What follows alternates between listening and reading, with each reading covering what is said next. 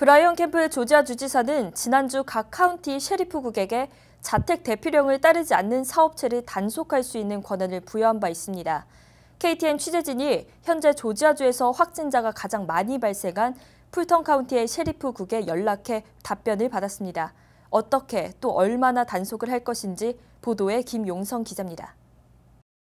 지난주 브라이언 캠프 주지사는 행정명령을 통해 카운티의 셰리프국에게 자택 대피령을 따르지 않는 사업체를 단속할 수 있는 권한을 부여한 바 있습니다.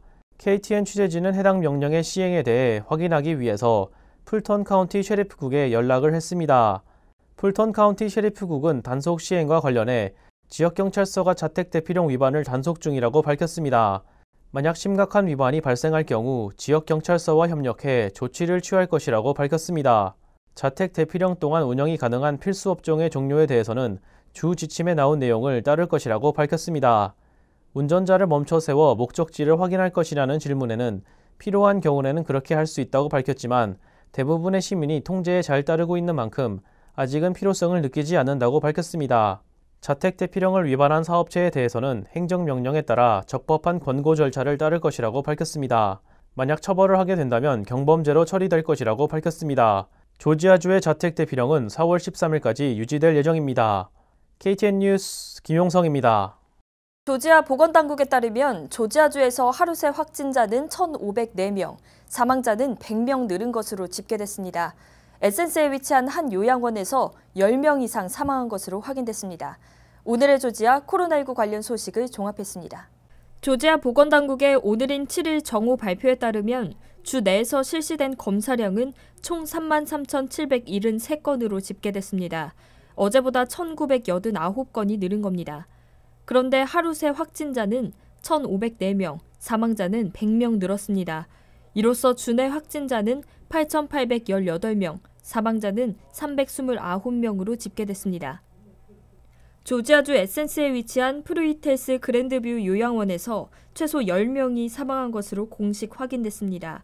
요양원에 근무했던 한 간호사는 사망한 환자들로부터 바이러스에 감염된 상태라고 밝혔습니다.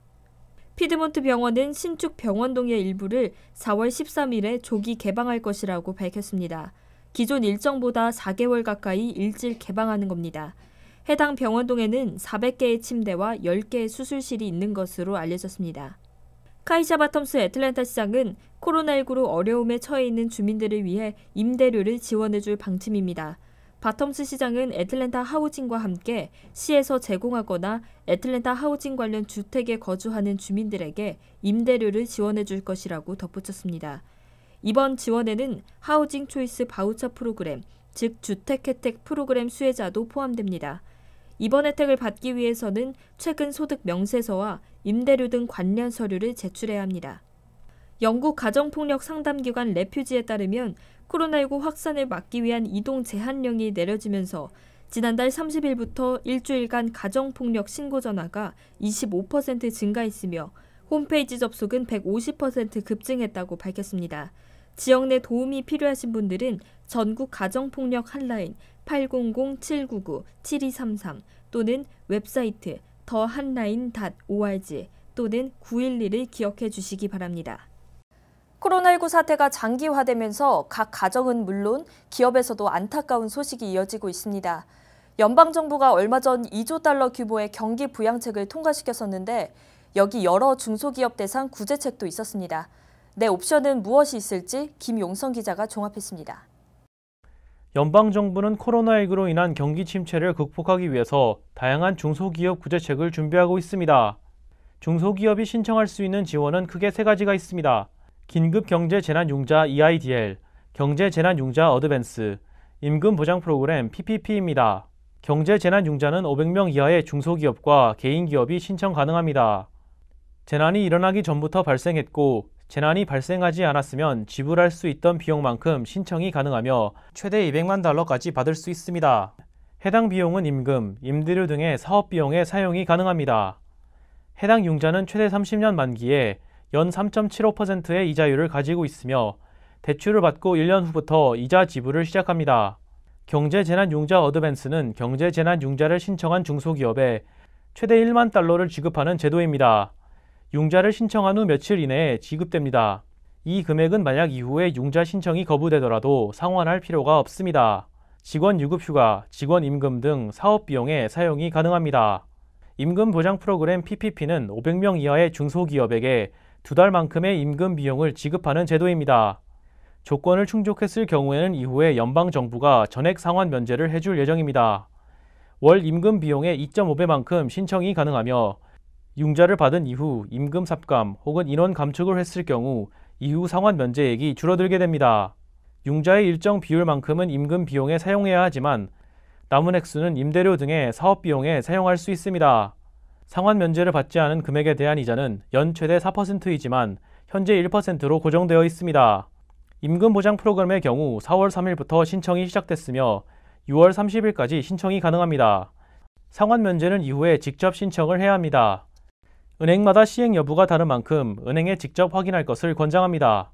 조건을 충족할 경우 EIDL과 PPP를 동시에 지원하는 것도 가능합니다. KTN 뉴스 김용성입니다. 한인 사회에서도 어려운 때에 서로 돕는 손길이 늘어나고 있습니다. 애틀랜타 한인회에서는 실직 등으로 경제적인 어려움에 처해 있는 한인들을 위해 실업수당 신청 방법에 대해서도 소개할 예정이라고 밝혔습니다. 스티븐 기자입니다. 애틀랜타 한인사회 후원 손길이 이어지고 있습니다. 호프웰 인터내셔널의 조중식 회장과 오영록 전 한인회장, 그리고 김일홍 직전 한인회장 등은 오늘 오전 한인회 측에 후원금을 전달했습니다. 조중식 회장은 인사말을 통해 어려운 시기에 서로 도와야 한다는 마음에 금일봉을 가지고 왔다고 전하며 한인회가 중심이 되어 어려운 분들을 돕기를 바란다고 덧붙였습니다. 이어 조중식 회장은 후원금 $5,000를 한인회 측에 전달했습니다. 김일홍 전 한인회장은 최근 식당들이 매장 내 영업을 못하게 되면서 웨이트리스들이 상당수 직장을 잃은 상황이라고 전하며 하루속히 코로나19 사태가 마무리되길 바란다고 밝혔습니다. 이어 김일홍 회장은 후원금 $1,000를 한인회 측에 전달했습니다. 또한 오영록 전 한인회장은 마스크 3,000장을 후원하겠다고 덧붙였습니다. 애틀랜타 한인회 김윤철 회장은 후원자들에게 감사하다고 전하며 오늘 전달받은 후원금을 코로나19 사태로 인해 어려움을 겪고 있는 한인들에게 전달하겠다고 밝혔습니다. 또한 김윤철 회장은 애틀랜타 한인사회에 보내는 호소문에서 불우이웃돕기 운동에 동참해달라고 밝혔습니다. 한편 애틀랜타 한인회 측은 실직 등으로 어려움에 처해 있는 한인들을 위해 실업수당 신청 방법과 SBA론 서류 작성과 신청 방법에 대해 전문가들을 통해 소개할 예정이라고 소개했습니다. KTN 뉴스 스티븐입니다. KTN 뉴스룸은 내일도 최선을 다해 교민 여러분께 소식 전하겠습니다. 시청해주신 여러분 고맙습니다.